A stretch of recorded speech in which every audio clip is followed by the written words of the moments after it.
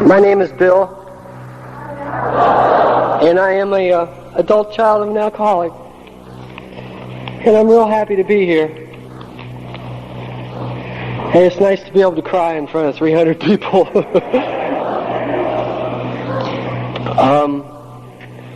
Last year about this time, I was getting ready to go to the Keys on a sailing trip.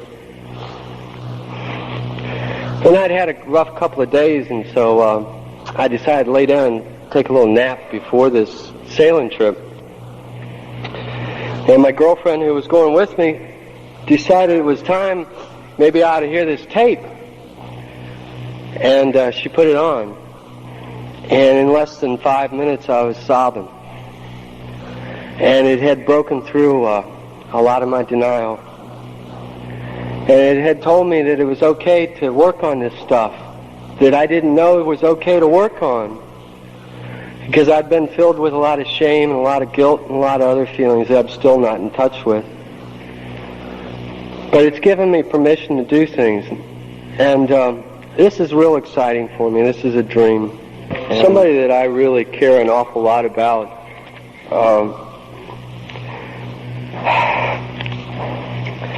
She's a person, she's a therapist.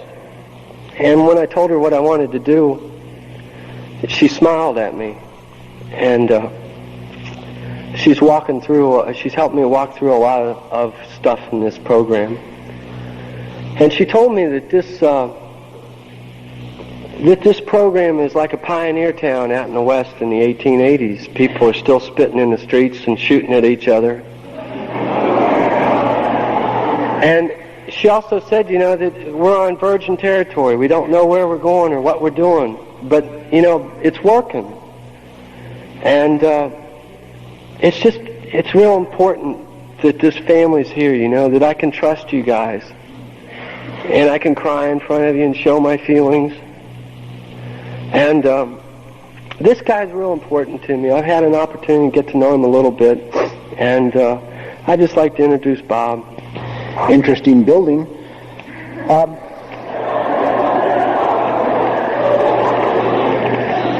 We'll now go into a dissertation on the rigidity of religion and its detriment to the well-being of children.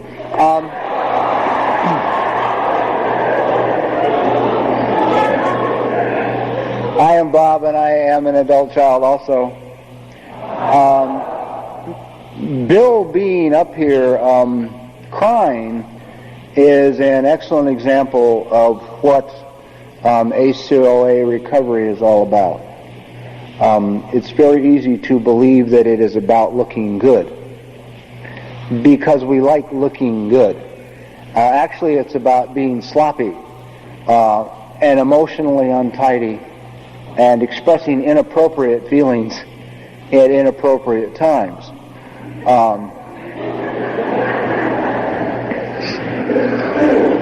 Beginning recovery, however, is about just expressing feelings, period. Do you really have a child inside of you? Well, I'm convinced everybody does. How do you meet this child? Well, if you've ever watched a movie or listened to a story about someone overcoming a handicap or a deformity, a victory of some sort, and you cried, or you've watched a movie or heard a story or seen on television a drama about a child being rescued from horrible, abusive, or a frightening situation. If you read the papers when the trials were going on in New York, the Steinberg thing, the little girl that had been killed, and you cried or you hurt. At any of those times that you cried or you hurt or you felt it or it twinged, you just met your child. It is your child who cries when a child overcomes a handicap or a deformity and achieves victory. It is the child who cries when a child is hurt. It is the child who cries when a child is rescued, because your child's waiting to be rescued. So if you say, geez, I've never met my kid, yes you have. Yeah, they've cried for you. They've let you know they're there. Say, they just don't want to speak too loud. because you don't have a lot of information yet. And they don't figure you can do a lot better job than your parents did. So in some instances, they'll wait till you get more information. Say, well, let's go to this meeting, like they brought you here this morning. I got here yet. Come on. We're going. When somebody says to me, adult children, and an adult children, an alcoholic family, what's the first two words that come to my mind are stress and loss. Stress and loss. And if you're thinking about recovering from the issues, and I'll get to, for those of you who are new to these issues, I'll get to what the issues are of being raised in an alcoholic family. And they're very specific issues. But one of them is stress. And one of the problems that makes recovery so difficult is just the basic changes in our society over the last 10 years. And an example would be, 10 years ago, if you went into the Head Start program as an employee, they had specific classes to teach you how to eliminate stress from your life. 5 years ago, if you went into Head Start as an employee, they had specific classes to teach you stress reduction. Currently, if you are now to go be employed as a worker in the Head Start program, they have classes on stress management.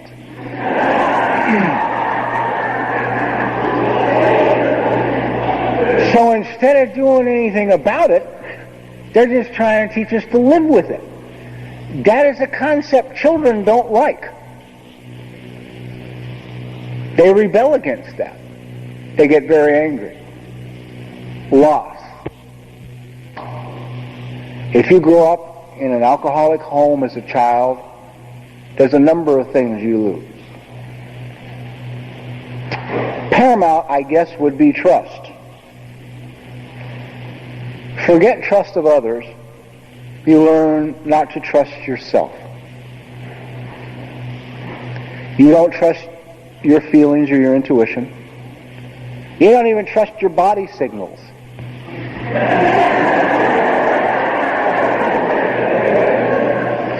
And immediately it begins. This is the authority in your life telling you you don't have to do this, and every signal in you is saying, let's go to the bathroom, I gotta go to the bathroom. But if it is inconvenient to the parent, they then will try and make you alter whoever you are, whatever you are, however you feel to meet their own comfort needs. Growing up in a dysfunctional family is really about the comfort of the parents. As long as we all learn to behave in such a way that either help the family wobble along or not call attention to the problems in the family. You lost your childhood if you grew up in an alcoholic family. You don't get one if there's a practicing alcoholic in the house. There isn't time for a childhood. It's not safe to have a childhood. Kids are at great risk in an alcoholic home. Forget yelling, screaming, physical beatings. I'm talking about just emotionally available parents. Children have tremendous needs. And I'm current on all this stuff, okay? I have a baby daughter who will be 2 years old the 6th of next month. My kid wants to talk. And, man, I'm up on the neediness of a child, on the incredible needs a child has. And there's a lot of studies in now, that talk about children can die left untouched. Not held, not nurtured. They can die. In an alcoholic home, the odds are, one thing was guaranteed, where neither of the parents were available emotionally, which means simply as a child you looked into their eyes, nobody was home. Can you imagine what that's like, being 2 feet high? And this is it? These are the two? This is going to be your entrance into life? And children live off of feelings, not words. This can make it very confusing when you start to go back and try and look at your family in an honest light. Because they may have told you they loved you 3,000 times a day. But if the message underneath was, you're ruining my life, I guarantee you the child doesn't hear, I love you. The child gets the message, you're ruining my life. The rule in my house was be quiet and don't cost money. That meant any money. That meant doctor money, good shoes money, shoes that fit money, fun presents money. I mean, I grew up in a house where you got underwear for Christmas. Yeah?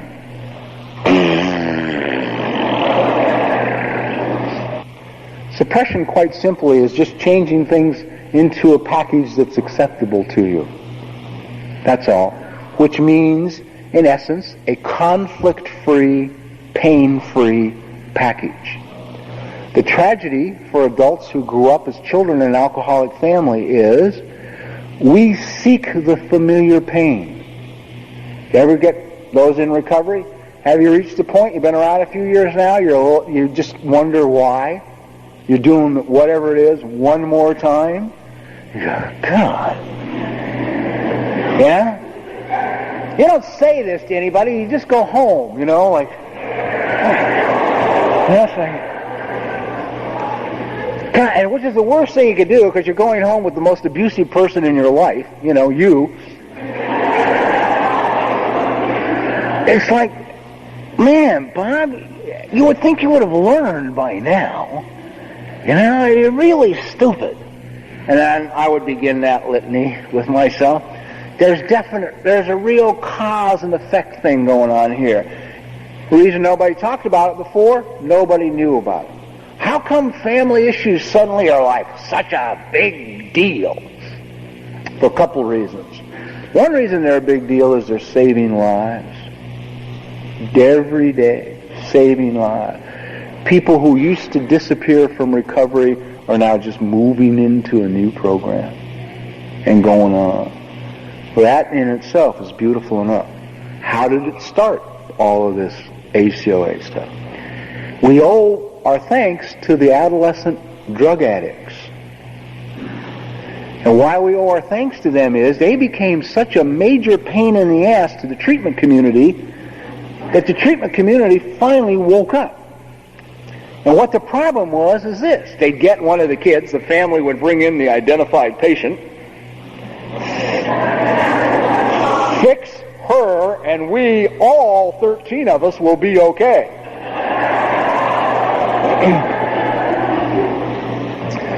So they would. They would. She'd go to group and go to meetings and go to counseling, and, she'd get off, be withdrawn from the drugs, and they'd get her fixed, And after 30 days in treatment, they'd send her home, drug-free, some information, and in about 3 months, she'd be back. Weighing 94 pounds, man, eyes coming out of her head, cheeks sunk in, And all the doctors who aren't too bright anyway to start with, because they have been raised in a tradition of psychiatric treatment that is in itself abusive, and so they, were struggling with their own problems. I have a few opinions of my own about all this stuff.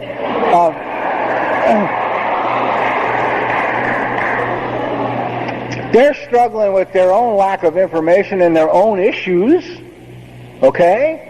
But finally they started saying, after the girl or guy would come back for the 5th time, they said, geez, maybe there's a problem in the family.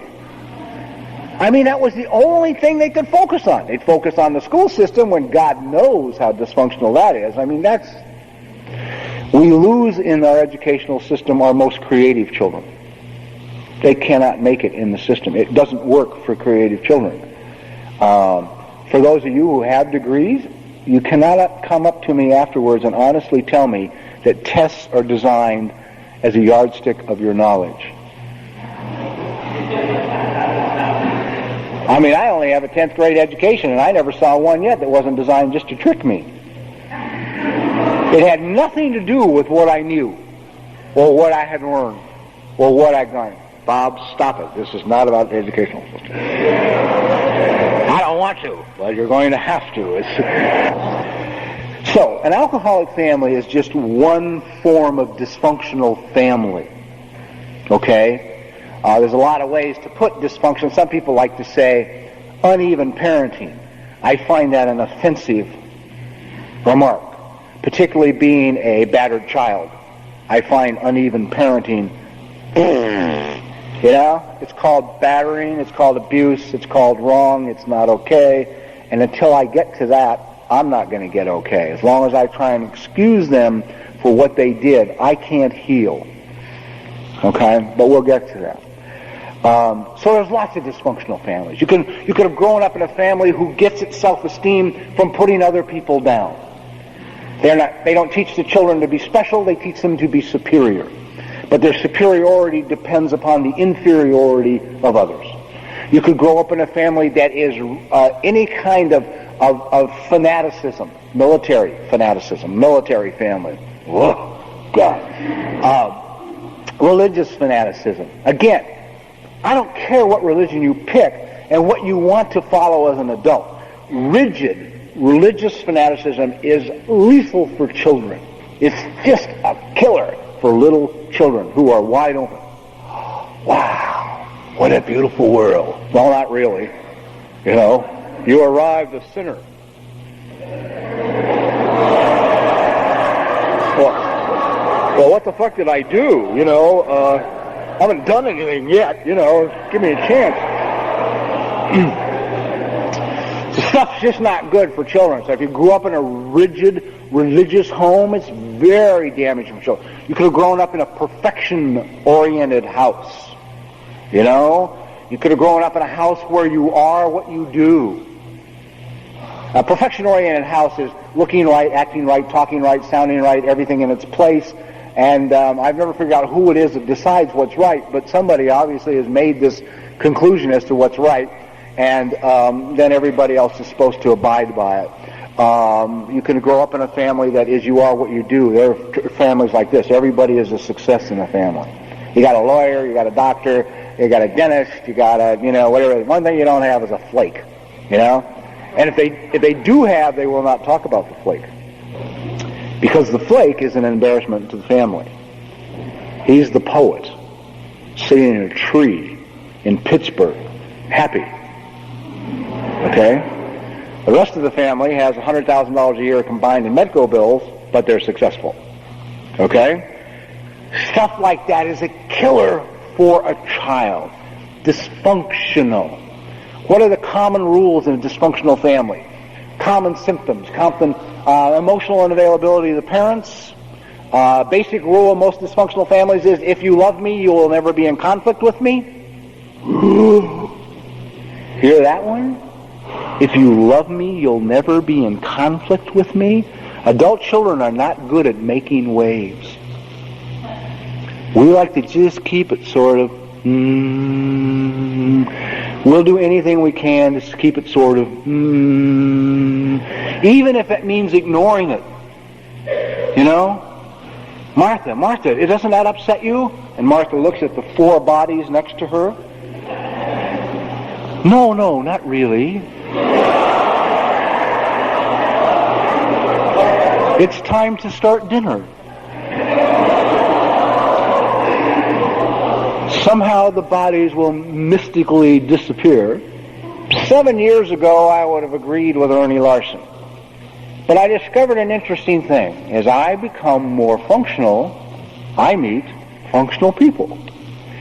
And I discovered in meeting functional people that we are not compatible, which is why we don't know any.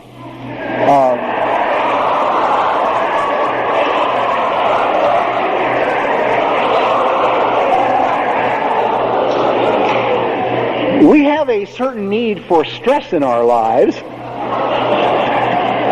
that they find frightening.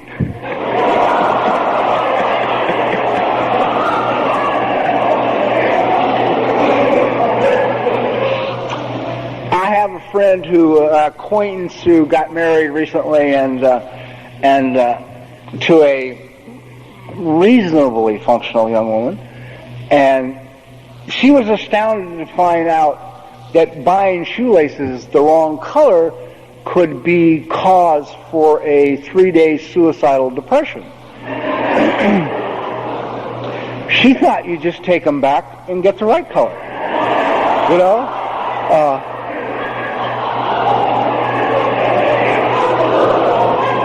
So, functional people have grown up in homes where problems are acknowledged, identified, and solved. So when the children become adults, they have problem-solving tools. They have a problem-solving mentality. Well, there were no problems in my house. Never. Regardless of father drunk, passed out cold, didn't exist. It was a figment of my imagination.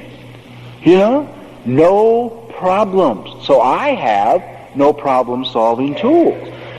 Functional people, for us, when we are in the throes of our symptoms, are boring.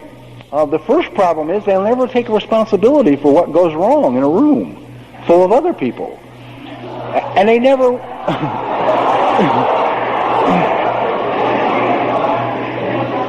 they never wonder if they are the cause. It doesn't cross their mind. They immediately try and find out what the problem is, focus on the problem, find a solution. How do they get that way? Well, the foundation in a functional family is unconditional love. Unconditional love. In a dysfunctional family, as the rule, there's exceptions to everything I say, and all of this is in degrees. And part of our problem is we live in a world of black and white. There is no gray. That we had to learn to do that in order to survive as children.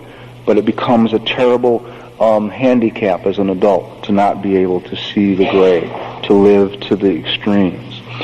So whatever love was available, if any, in a dysfunctional family, and usually there's some, was conditional. That's the rule, okay? It was conditioned usually upon the parental approval of your behavior. If you behaved in a way that did not put them under stress or make them uncomfortable, they then approved of you, and you got what love there was to be had from that kind of behavior. Forget the fact that you're killing off whoever you really are in order to get this which you so desperately need, but that's the rule.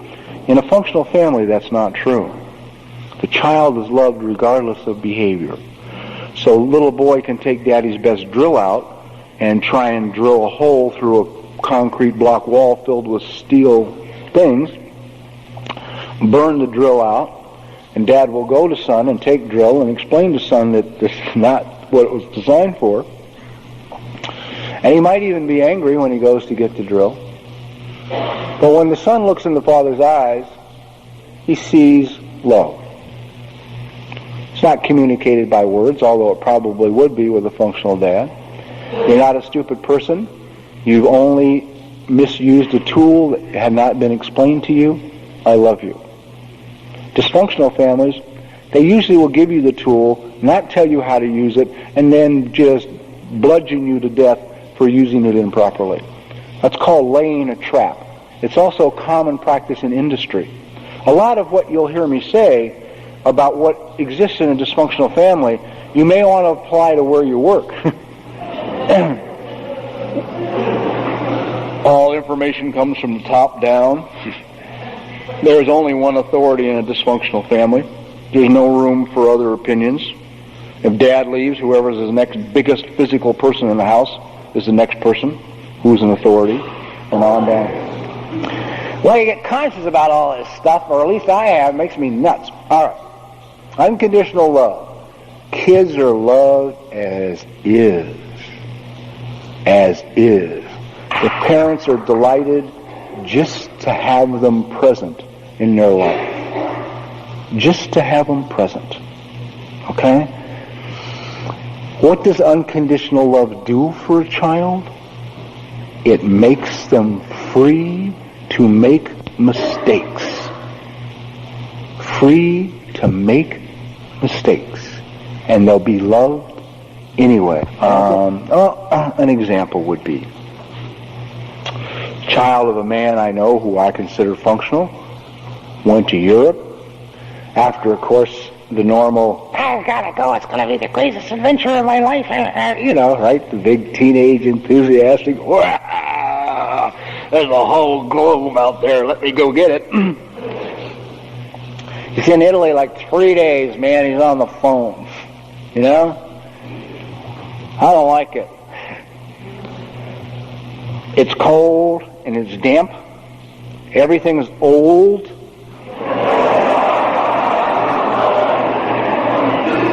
Sometimes you can't learn that stuff unless you go, you know? Everything's old. I don't speak the language. I'm having difficulty getting along. I really, really am miserable. Dan said, come home. Son said, oh, you forgot. We got 6-month return ticket for me, non-refundable. Dan says, check into a hotel, get me an address, I'll send you a ticket.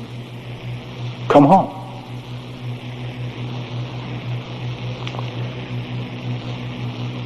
So with his action he says, I love you. With his action he says, geez, you had courage enough to go. I think you're a great kid. He didn't get the speech.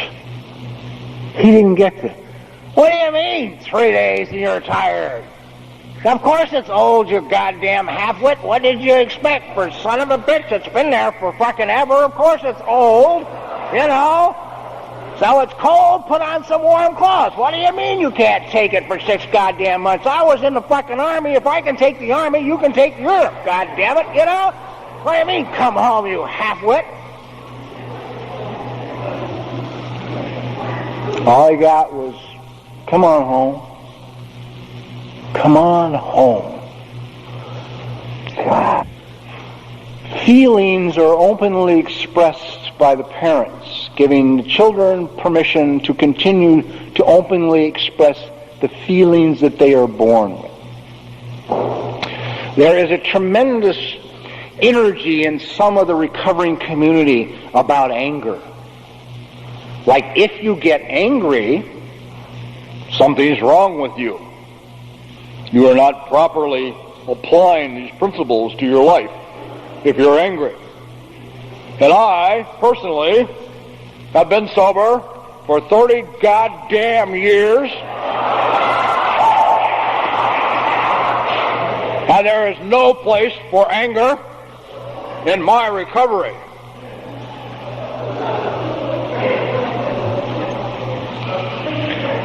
Tommy, my best friend, and he makes this statement with pure love in his heart, because we both of the two of us have, utmost respect for Bill W. and everything that he did, but we like to view him in a realistic light as to who he really was.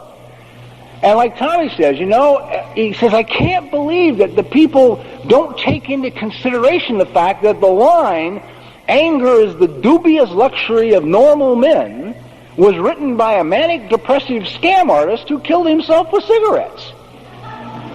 Now that's not unkind or unloving, but it breaks the rules of dysfunction.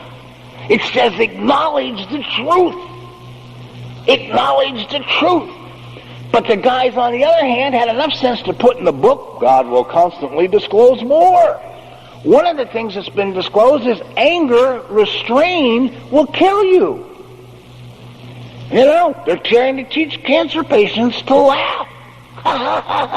Feel better. There's a great saying, I can't remember who the hell said it, but it's quite simply this. If you don't scream, your body will. If you don't scream, your body will. So, to relieve a little of the tension that exists when people are trying to assimilate new information, on the count of 3, I am going to scream.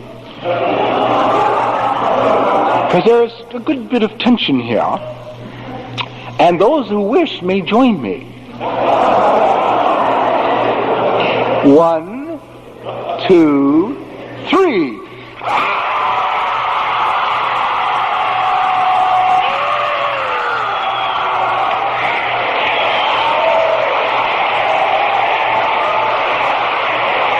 Very good. One of the best groups I've had in a couple of years, and I do this professionally with large groups. The fun bunch is to try and get a room full of therapists to even breathe, much less scream. It's fun to watch people scream dignified.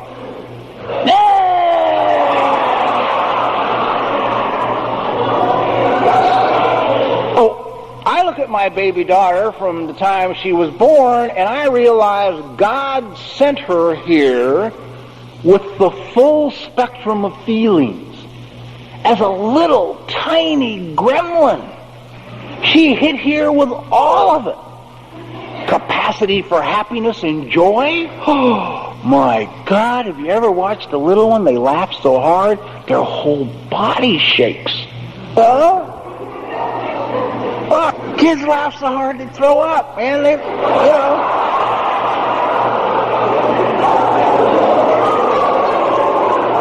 and don't care. But horror of horrors, this angelic, beautiful, blue-eyed little blonde girl gets angry. She arrived with anger.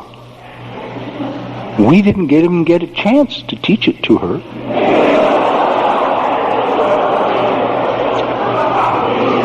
She would get so mad, she'd double up her fists, would be the first action.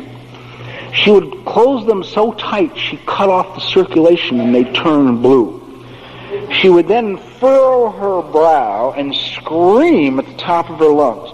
She'd scream so hard, her whole face would turn red like a fire truck, except for one spot right here, which stayed white, because she'd also cut the circulation off it by furrowing her brow.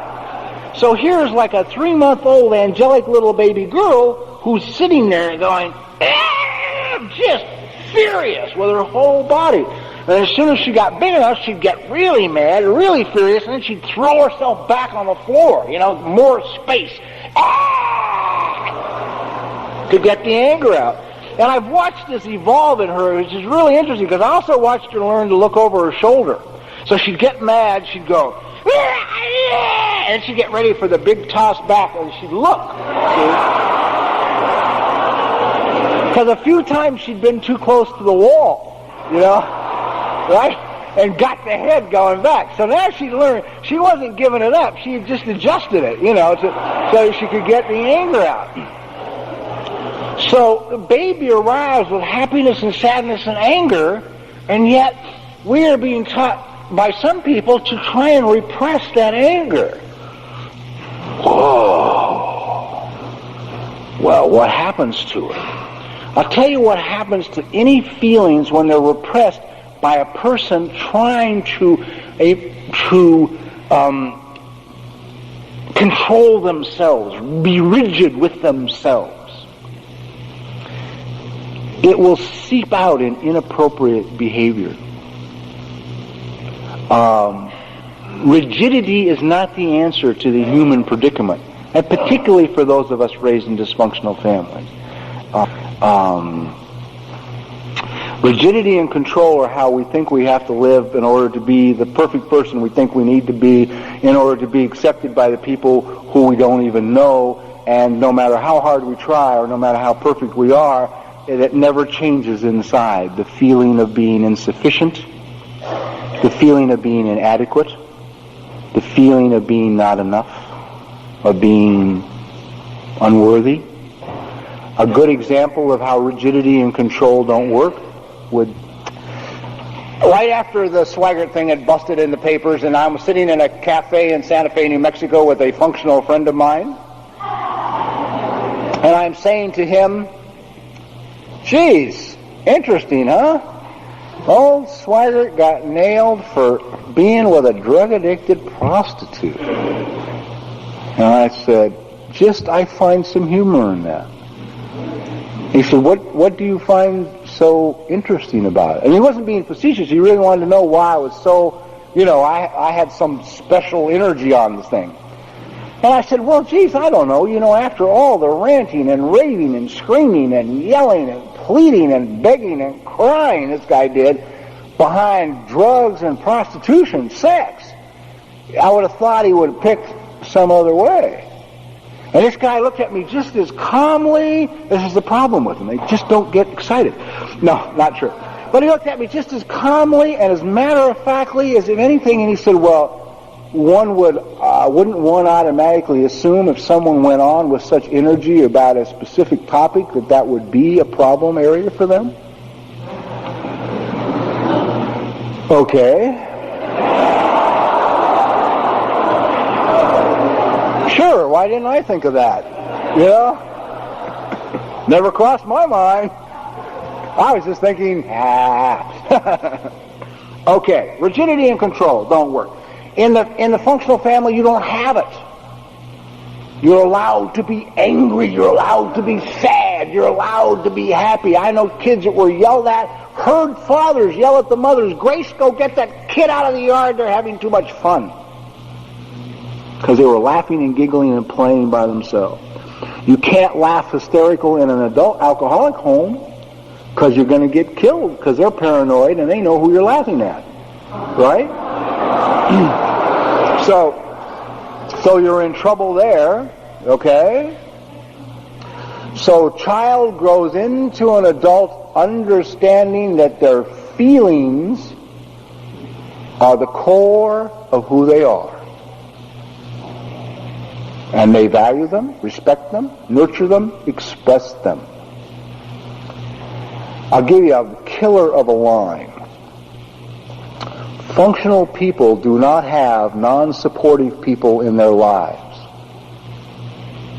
They do not allow them.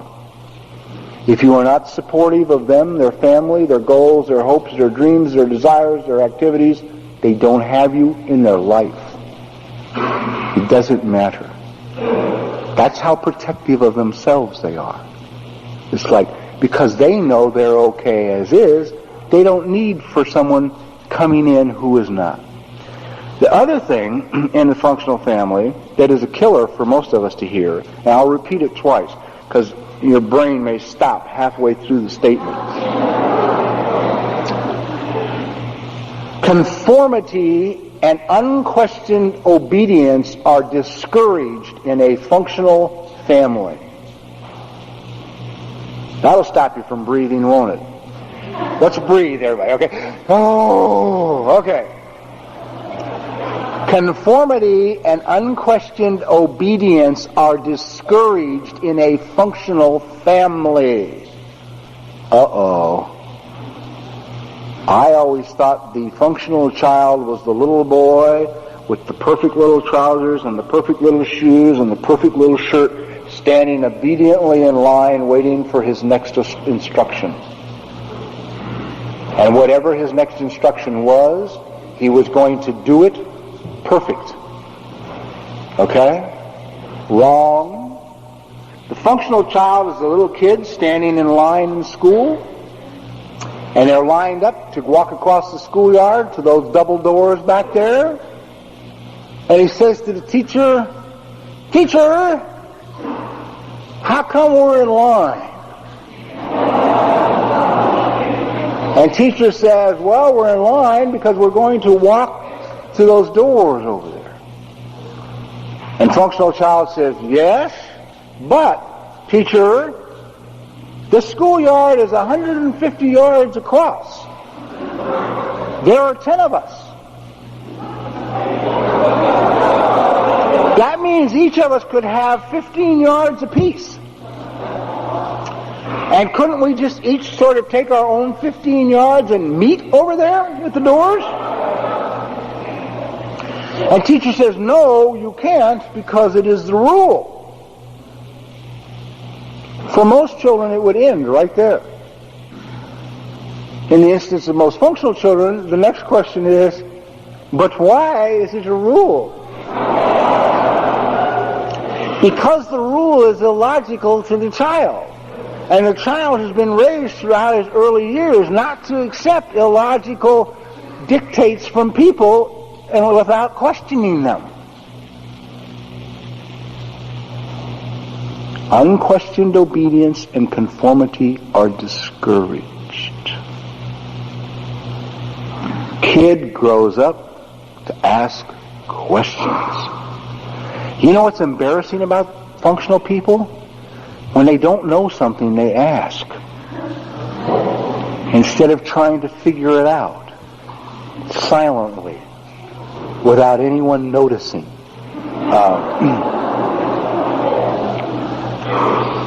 An example would be this.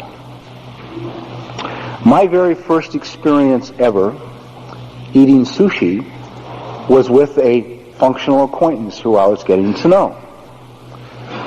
We, of course, picked a hip, slick, cool, very in sushi bar on the Sunset Strip. To me, looking good always meant looking bored and disinterested. Sort of. That meant I was cool. So, as Jim and I approached the sushi bar on the Sunset Strip, if you looked at me from the outside, I looked fine. I looked bored and disinterested. Inside, I'm going nuts. I've never been here before. What the hell am I going to do? How do you eat the crap? I don't know if I can pick it up with the chopsticks or not. I don't know how to order it. I can't pronounce it. We're going to look silly. We don't know anybody that's ever been here. I mean, how the hell are you going to get through this one without somebody knowing that you've never been here before? You're not going to be able to do it. You know, so I looked good, but the palms of my hands were sweaty, okay? Wow. 2 seconds after I'm okay, now we've been in here 5 seconds, Jim says to the sushi guy behind the sushi bar, sushi chef, says, excuse me, I wonder if you could help me. This is my first time in a sushi bar.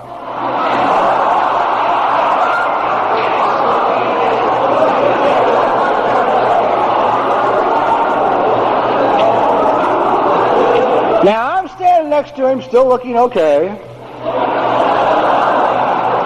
Sort of like I can't understand why he didn't ask me look, you know.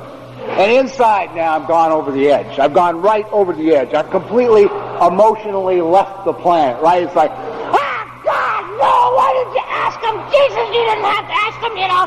Now they know, you know, if I knew, you would have asked me, and you didn't ask me, so they know neither one of us know, and everybody in the goddamn restaurant knows that I don't know, too. Oh, Jesus, why didn't you say it, you know?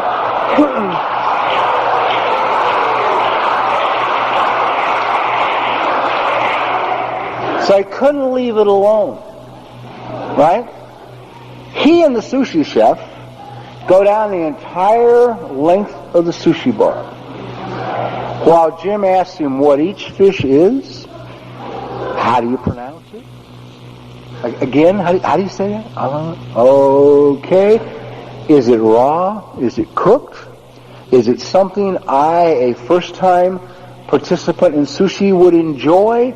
Or is it something I should wait till I acquire more of a palate for raw fish for?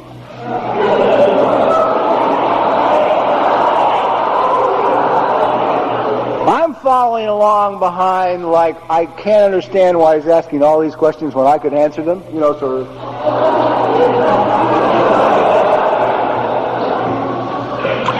But the humorous part of it was people at the tables who weren't even with us were embarrassed.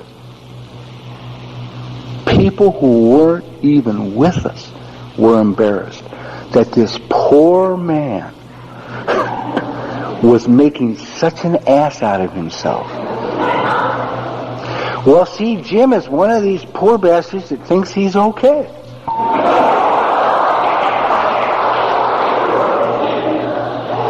And he doesn't feel that asking for information, because we talked about this after. I mean, he completely humiliated me. I had something to say, you know. He does not feel that asking questions about something he has never experienced before diminishes him as a person. I don't understand that.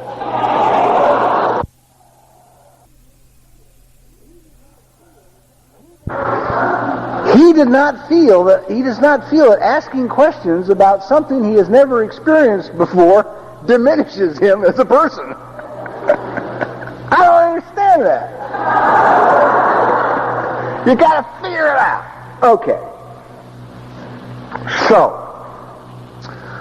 functional children grow up unconditional love, open expression of feelings by parents and children. We use wiffle bats, my wife and I, for anger, for the appropriate expression of anger. Or sometimes my wife likes a tennis racket to beat the bed up with a tennis racket. She's got a overhand, two-handed stroke that I'd never want to get in the way of, I'll tell you that. It comes down like she's chopping somebody's head off with it. Probably is, actually, think about it, at the time. Our daughter has her own wiffle bat. We already bought her hers, so, she uses it right now for like this, but when she sees us enough and understands that it is a way to express anger, then we just want her to have appropriate ways to get the anger out, so she'll grow up with it being validated, and she will come out with a sense of oneness. So open expression of feelings, learn to feel. If you were 5 years of age, you would have seen your father cry on 500 occasions. If you had had a functional father by the time you were 5 years of age, the odds are you would have seen the man cry on 500 occasions. You would have seen him cry tears of sadness for losses. Just simple big losses, little losses. The end of any emotional experience with loss is the sadness. If you don't experience the sadness, you've never ended the loss. So if you're ever wondering why you're dragging all this stuff with you through all your life, if you haven't been able to grieve it and say goodbye, I'll talk about grieving in a little while, you're going to just keep dragging it with you. So we would have seen him cry tears of sadness. We would have seen him cry tears of sadness maybe over moving or change of jobs or any kind of loss. We would have seen our fathers cry tears of joy. We'd seen them cry tears of joy just over exchanges between them and our mothers, talking about a little different information for how sexes should relate. We would have seen our fathers cry tears of joy simply because we were in their life. How do I know this to be true? Because right now I consider myself a reasonably functional father.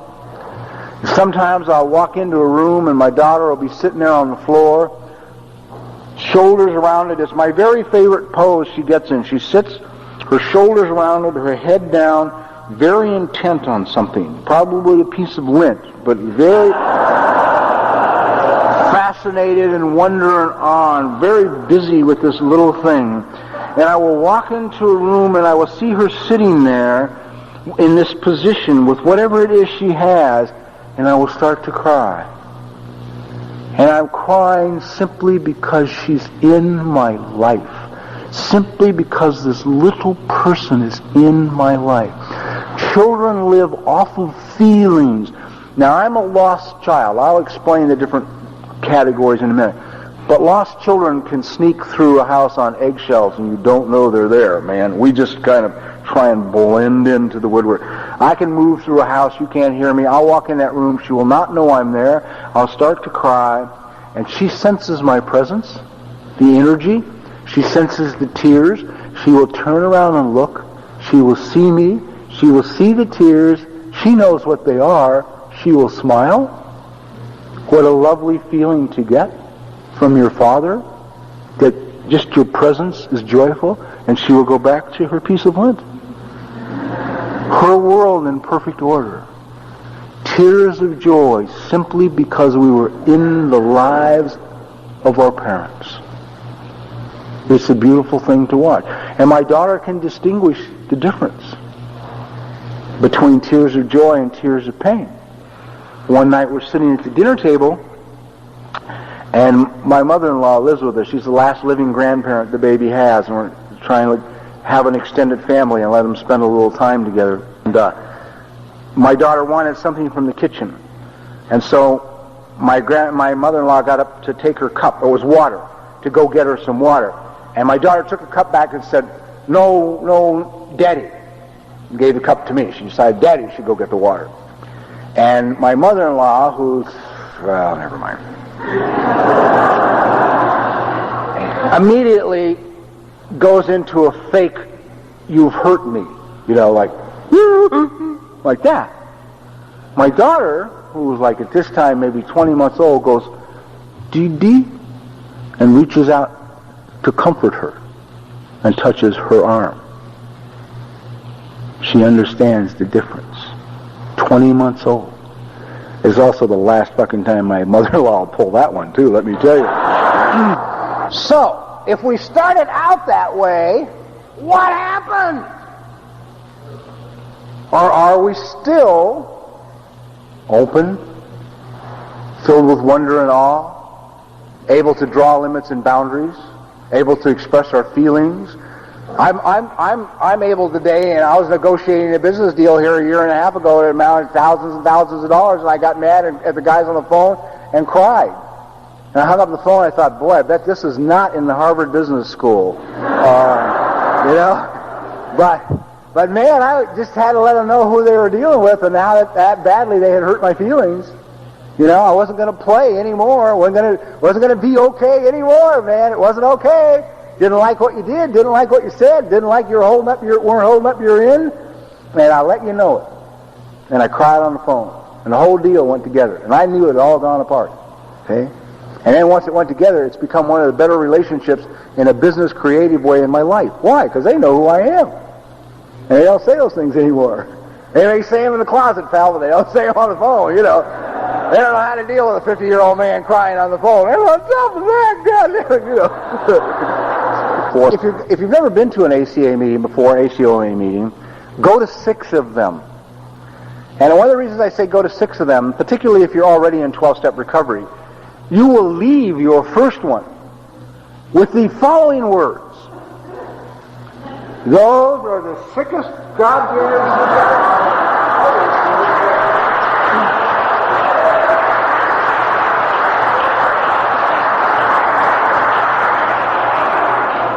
They live in the problem. They know nothing about the solution. Jesus Christ.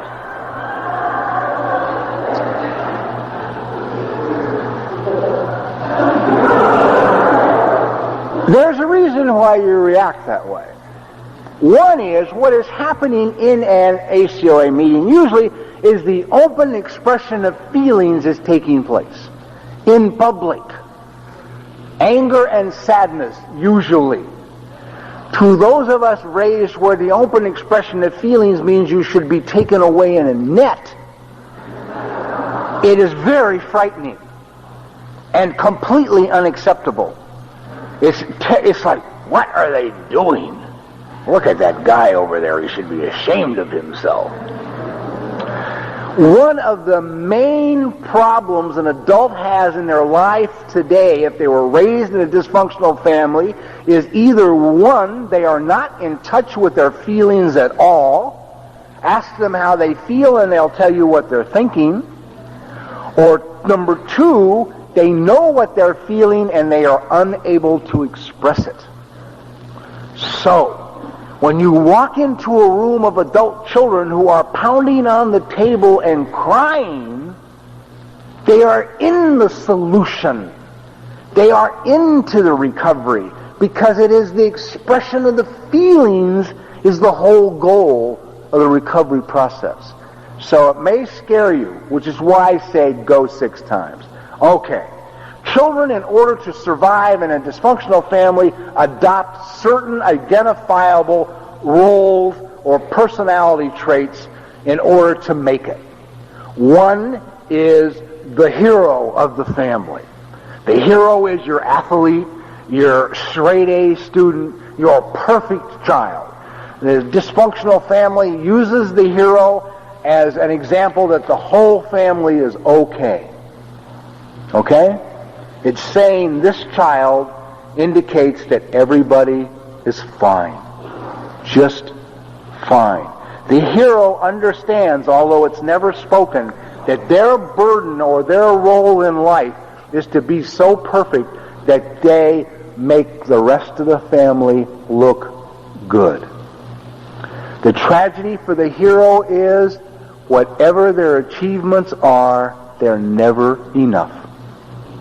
It doesn't matter how many degrees they get. It doesn't matter how much money they make.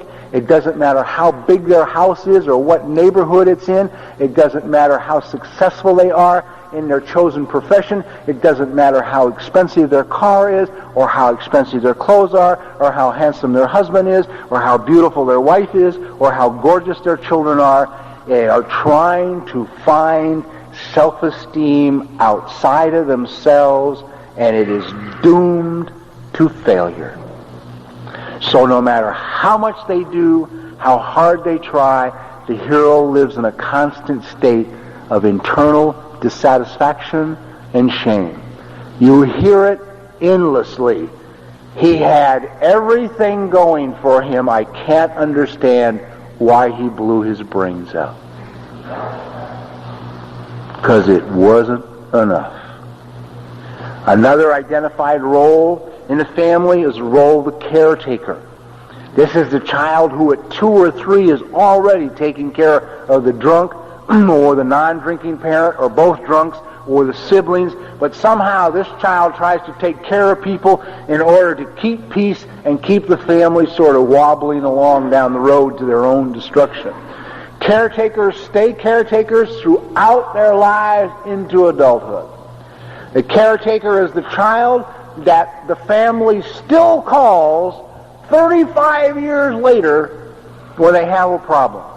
It would be like the caretaker is named Martha and lives in L.A. and mother is in New York and their name is Grace, and Grace calls Martha from New York to tell Martha that her brother Fred is in jail one more time for drunk driving. And Martha says to Grace, "But Mom, Fred is 45 years old." And Mom says, "Yes, I know, but it's your responsibility to help take care of him. He is your brother." Untreated, Martha will fly to New York to get Fred out of jail. Partially treated, she'll just send the money. Okay?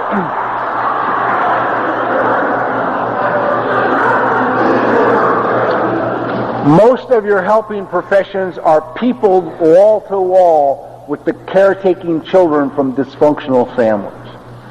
I have never met a therapist in all my years that did not come out of a dysfunctional family.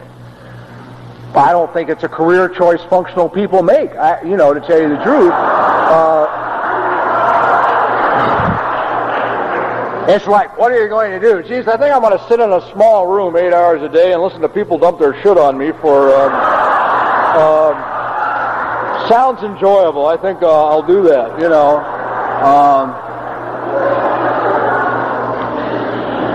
Nurses, doctors are usually the heroes. Nurses are usually the caretakers. It is very beneficial to those of us who are adult children who want to heal that the therapists are in fact caretakers. Because those who are treating their own symptoms of being raised in a dysfunctional family are wondrous people and really can help us heal quickly. And the reason for that is this. They can feel what we feel.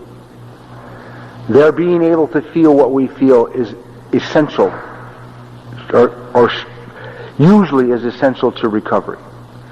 With my therapist, who was a woman, when I began to recall the beatings that my mother had given me, they would be terrible times for me. And I would be on the couch in her office, and I would be curled up in a little ball, and I would be screaming and crying and cowering and trying to flick these blows away with my hand because I was so little and the person hitting me was so big, and I just crumble into this little ball and just sobbing, and my hands would be small like the hands of a child, and my crying would be the sobbing crying of a little child who was being hurt terribly. And I'd be, oh God, don't hit me again. And every time I would come out of that, and I would look over at her, she would be sitting there next to me in her chair. and tears would be streaming down her face. She felt the pain, and I felt okay. You see, the last thing I needed in my recovery was a cold, professional, cool, aloof, detached. And they've been taught to do this. It's not their fault. Person sitting in the chair. Had they been, I would have felt something was wrong with me. Something was still wrong with me.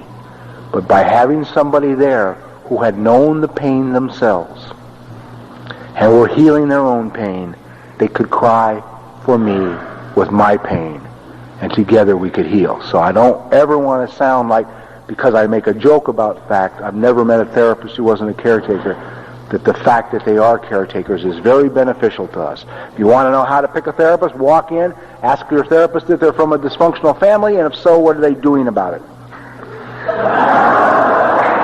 They don't have an answer, leave.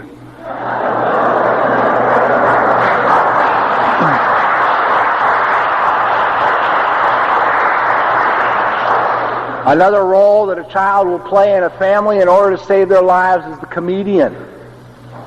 The child makes jokes in order to try and keep peace, stop the family from fighting, to make everybody laugh.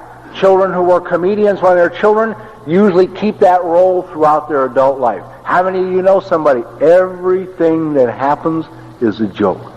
They make a joke out of everything. Doesn't matter if this is an atomic bomb dropped on a daycare center, they will find a way to make a joke out of it because it is their need. It is their survival tool. It is the only way they can survive as an adult. And that is their defense against feeling anything, is the humor. Another role that a child plays in a dysfunctional family in order to survive is the lost child, or the ghost, I call him. This is the kid who ain't there, man.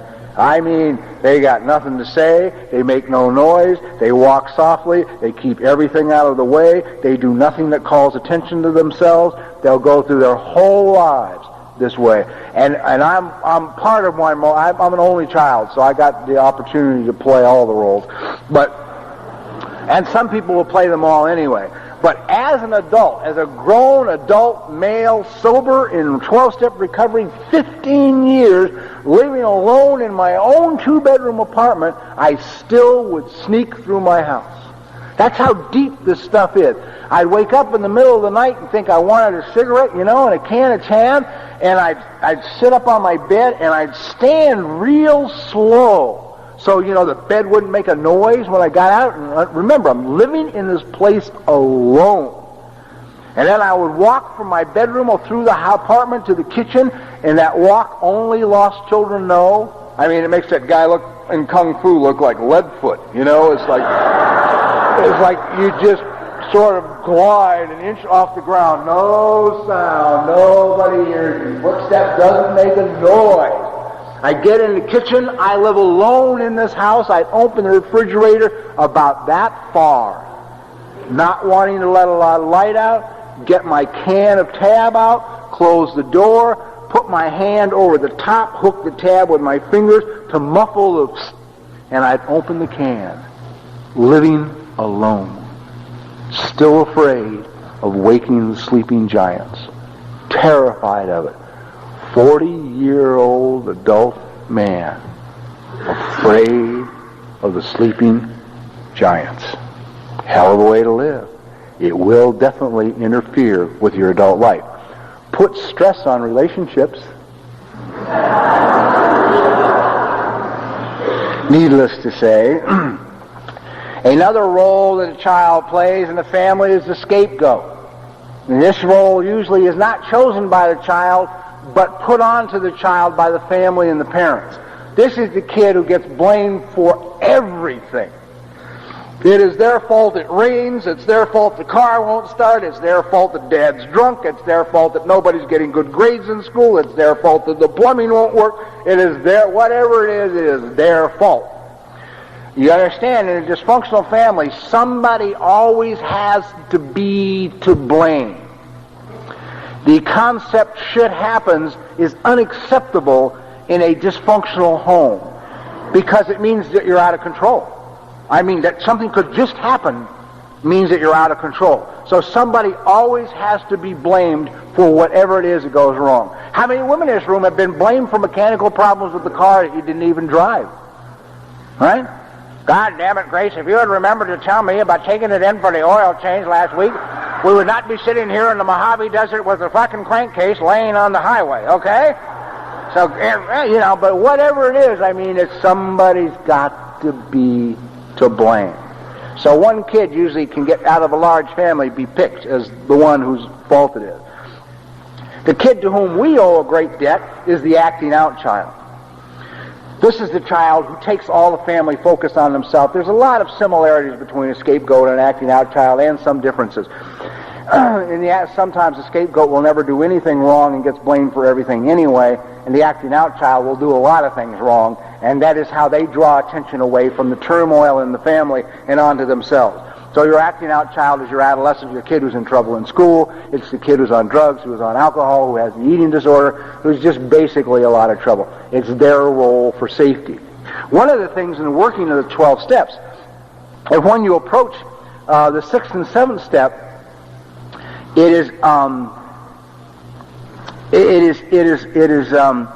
if you view those steps, character defects and shortcoming, through any eyes other than these were the things that you did or did not do just to survive,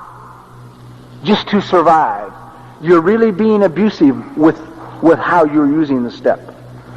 Because all that stuff is, those character defects and those shortcomings, it is all the things we did just to survive. It is what we learned as children to survive.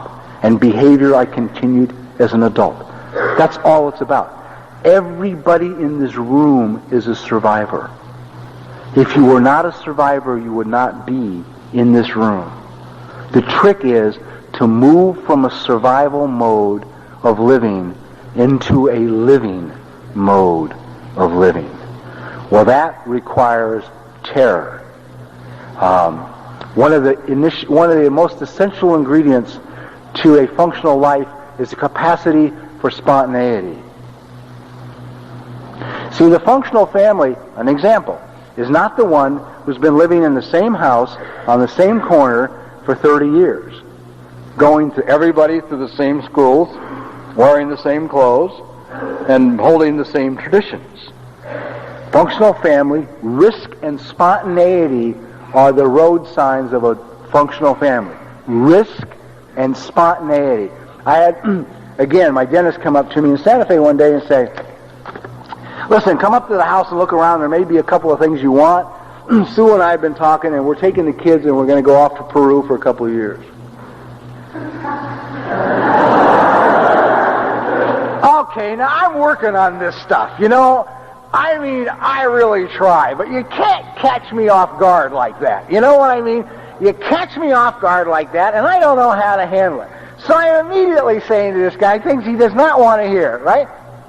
What do you mean you're leaving for Peru? What the hell are you going to do with your dental practice? If you leave your dental, all right, I'm like, yeah. If you leave your dental practice, what the hell are you going to do for a living? You take all the money. What the hell are you going to do to get back if you sell the money? You know, it's like, he says, whoa, man, this isn't a little adventure here.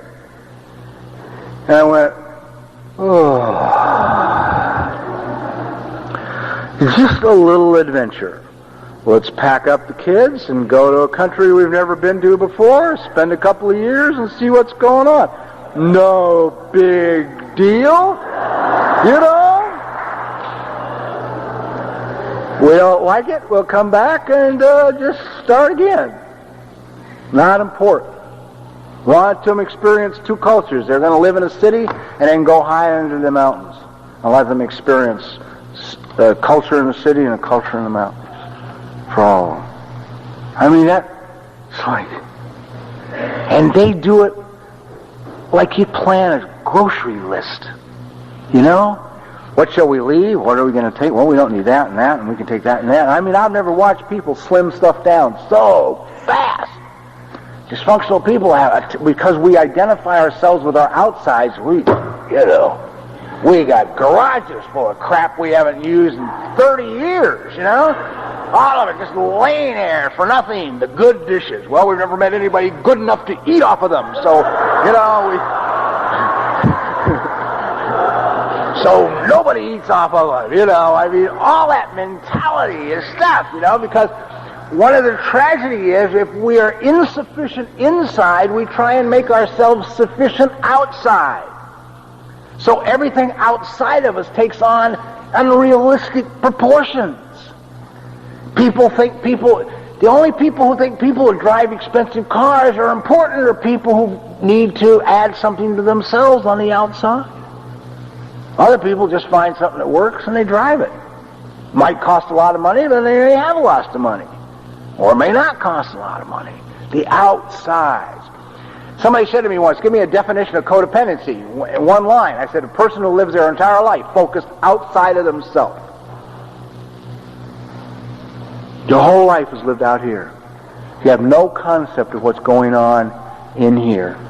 That's what healing, being an adult child, is all about. It's about coming home. It's about coming inside of yourself.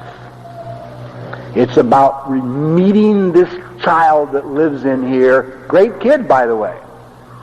The child's intuition is still perfect. Absolutely perfect. Undamaged intuition. His instincts are a little screwed up, but his intuition is fine. Okay? And I'm convinced it is through the intuitive process of the child that God speaks to me. Okay? All right. Now, on the count of 3 again, I'm going to scream. And those who wish may join me.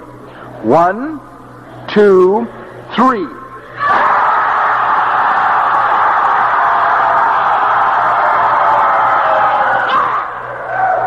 Yeah. Okay. Okay, let's wrap this up. How do you heal this stuff? The healing process is long healing process. So don't let anybody tell you, come with me and we'll fix you in a year. Okay? I've been working on this stuff almost every waking moment for 10 years now. And got work to do. Okay? But I'll get to the upside of it. This is the downside. Okay? Downside, long time. Years. 5, 6 years minimum. And that would be if you were 20 today. Okay? Longer you've been in the dysfunction, the longer it's going to take to heal some of it. Because it becomes so ingrained. It is so hard for us to let go of some of the stuff. Painful. Why is it painful? Because we have to get sad. We have to grieve. It is time to sit down and cry the tears we have not cried over the injury and damage that was done. It is time for the little girls to cry, for the dads that never hugged them or held them, or the ones that held them and hugged them inappropriately. It's time for the little boys to cry also for the dads that never held us and never hugged us and never taught us about affection and never showed us how to really treat a woman or what the value of two people is. It's time to cry that we lost all sense of trust of ourselves or others. It's time to cry that we never had a childhood. You know, it never was. We had to grow up quick in an alcoholic home just to survive. No time to be a kid. No time to run around and be silly and giggly and stupid and make mistakes and try experiments. Had to be a grown-up. It's time to cry the tears, to grieve the losses of the people in our lives, the relationships we've gone through, many of us, just because we didn't know how to have one, we've had 100, you know, to say goodbye to all these people that passed through our lives. Grieving is an essential part of the process. One snag you can run into with grieving is be careful who you grieve with and around. Many people erroneously in recovery will identify grieving as self-pity. Not true. Not true. Grieving is simply crying about your loss by somebody who's willing to do something about it. Self-pity is somebody crying who wants somebody else to do something about it. As long as you understand the healing process. And I'll tell you, the sadness is deep and awful. I have cried so hard, I have wound up feeling inside like I was bruised, beaten up. But boy, did I ever feel good the next day. I can remember that I used to occasionally walk into my therapist's office. I made this mistake a number of times. I don't know why the fuck it is I can't learn quicker. Boy, I don't know. But I would walk into her office and I would say, and this was like a red flag in front of a bull, I would say, I'm afraid to feel because I think I don't have the time or the energy for these feelings. You know what I mean? I got to get on with busy work, right? And for those of you who don't know, busy work is called task-oriented. I am what I'm doing. You know, instead of a person being, I'm a person doing. It's a real, you know, I am. If I'm busy, I'm okay. If I'm sitting still, whoa, we're in trouble. Big trouble. Okay? So I go into my therapist's office and I say, okay, look, I got no time to get in anything heavy today, all right? We're in trouble on the show. I've got to finish an act of pages and get it down to the set. I mean, everybody's nuts, and I mean, it is critical the minute I hit my office, I get this script done, or else. So I got no extra energy. Well, an hour later, after crying and sobbing and beating the couch in rage and anger and frustration, she'd pat me on my little butt and send me out the door to the studio. Hit my desk, and I would write more words, better words, faster than I had any time before in my life. To express feelings is to eliminate me. The truth is the opposite. To express feelings is to energize oneself. So, the recovery process is long, it is painful. The upside is, once you start to work on this stuff, within 6 months to a year of the day you begin, you will begin to relate to people differently. Simply put, means you're going to start saying no to people you've said yes to all your life. Man, that's something to work for. That's just the very beginnings. You'll begin to relate to people differently. What's the end result? Or what's the process? The process is meeting the child. The process is finding a therapy. Group therapy is excellent for us. Excellent, because we are so filled with shame. We are so ashamed of ourselves. It is very healing for us to be in a room with other adult children who are trying to recover from the same stuff and hear their shame, because by seeing, I listen to you talk about your shame and I think, well, what's she talking about? That's not valid. And by doing that, I begin to find that my shame is not valid. I did nothing to earn it. It was unjustly put on me. So group therapy is excellent. ACA meetings is excellent. Individual therapy is excellent. I said this morning in a talk this morning, I don't know that AA meetings are a place to express our rage, anger, pain, and sadness over the abuse at the hands of an alcoholic parent, because alcoholic parents are trying to get sober, and they, you know, I mean, I don't know. I don't have an answer for that one. I think we need a special place to go. I think we need to be among others who are trying to heal the same kind of pain. What the result is, you come alive. You come alive. I accept responsibility today for who I am or for my life today. I am an aware and alert person today to my needs, my needs. There's like a myth in both our society and 12-step recovery. In 12-step recovery, the myth is like this. To be recovered is to be not needy. In our society, the myth is to be emotionally healthy is to be not needy. The truth is, emotionally healthy, functional people know what their needs are and go about getting them met. An example would be, sometimes I have to go into my wife and sit down and say, I'm very afraid right now, and I'm very sad right now, and I hurt a lot, and I miss my home, because we live someplace I'm very unhappy right now, and I don't have time to go into the whys and wherefores, but it will be changed shortly. And I will go in with my wife and I'll say, please hold me. I miss my home. I want to go home to Santa Fe. I miss my friends. I'm terribly sad. It hurts me to be here. I don't like these people here. Please hold me. Okay. It's all right. She won't say a word. She'll put her arms around me. And she'll just hold me. And I can cry. And I can feel bad about being away from my home where I felt good and alive. And I get my tears out.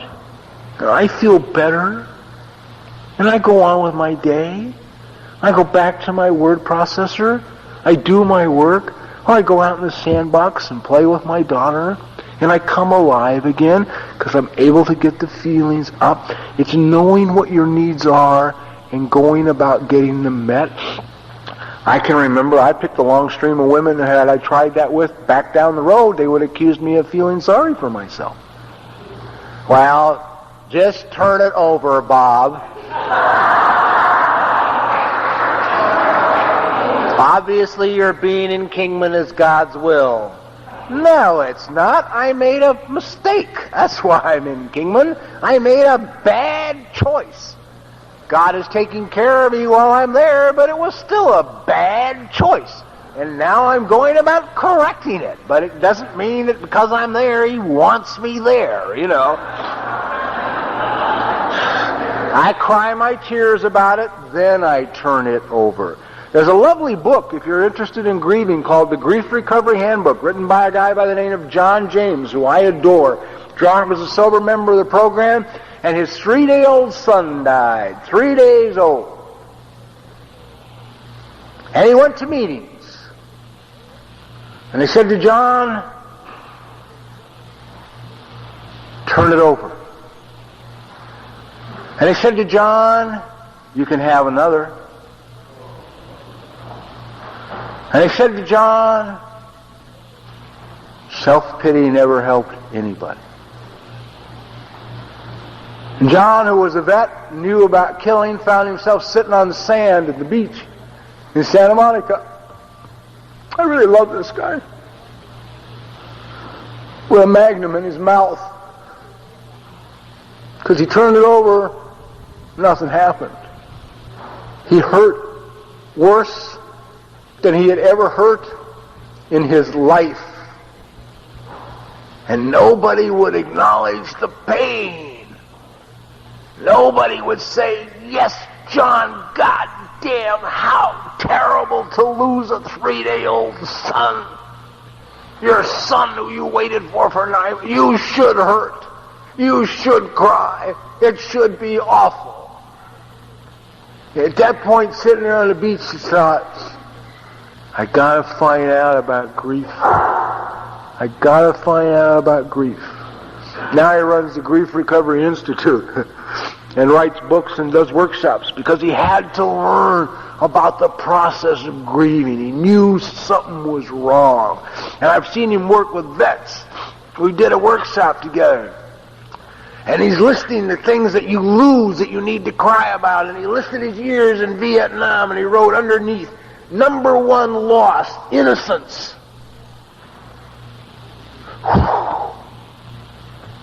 And the room just melted into tears. Powerful guy, you know. John Waynes were in that room. Took it right out from underneath him. So, recovery is about grieving, about crying, about coming alive, about finding out who you are, about surrounding yourself with supportive people. This stuff for most of us needs to be healed if we're to go forward with our lives.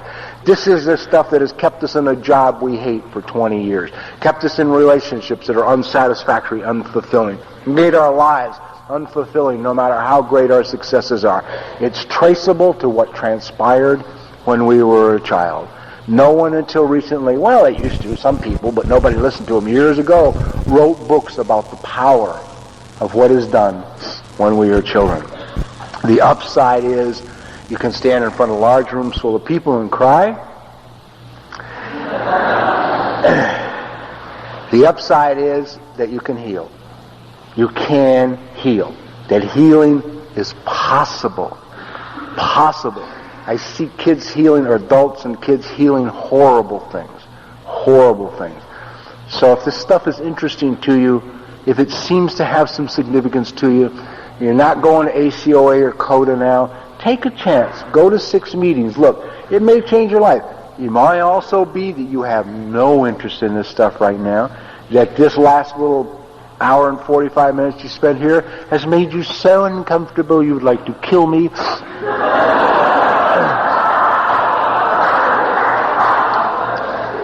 In which case, maybe you should wait till Monday to go to meetings. Put it off for 24 hours. I'm just trying to share with you what I've learned and some of the beliefs I've come to have about recovery is in phases, very distinct, very definite phases. And for a great many of us who were raised by dysfunctional parents, the next healing phase, it's like, for me, within the confines of AA, I healed the consequences of my addiction and my alcoholism. And it has consequences all its own. My addiction and my alcoholism had its own set of consequences that needed to be dealt with. Once all of that had been resolved, it has now become necessary for me to heal the consequences of my childhood. So, first I healed the consequences of what I did. Now I'm healing the consequences of what was done to me. And it's a powerful, powerful process. And for those of you who are in it, boy, I want to acknowledge your courage. For those of you who are only thinking about it, I want to acknowledge your courage just for coming here today to hear stuff you had as intuition before you came through the door was not going to be exactly what you wanted to hear. And you came anyway. You came anyway. It takes great courage. I've had a great 24 hours so far in Richmond, Virginia. The people have been super to me. I am starved for this kind of energy because I live where I live, and, I can do 20 minutes on this toilet that I live in, trust me. So I want to thank everybody here who's been so kind to me, and I just want to wish you the best in meeting the kid and going a little further down the road. God bless you.